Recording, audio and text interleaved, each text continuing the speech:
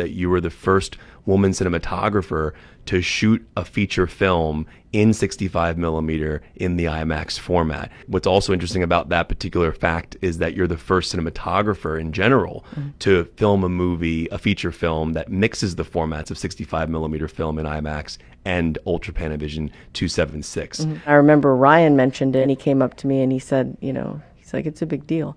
And when he said it, I got very emotional. And it became a big deal to me, because I think coming from him, he's always giving me and other women of color these very big opportunities that, we're just making films with our family, and, he's creating an environment that, is telling stories for, people that, look like us and our ancestors, or, telling our ancestor stories.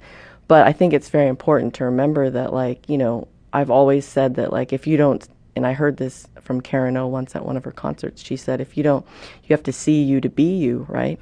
And so when he said it, it kind of just dawned on me that, like, when we did Wakanda Forever, I was doing, not many female DPs get the opportunity to do these huge budget action films.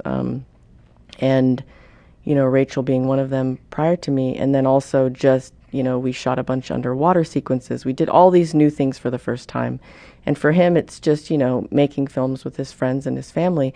But they're big opportunities. Like, not many people get to do this. So it weighed on me a lot more when, I thought about it in that context, and how much it meant to me that it was with him, and that, he's always believed in me, and, it never crossed his mind, like, that it was the first woman doing that necessarily, but just that, it was on this project that it happened. And then also, if you kind of think back, I was named after a John Ford film, who I know, Yes. called Cheyenne Autumn. My parents named me after that, and that was a 65 millimeter Western. So it's a really weird, like, full circle moment.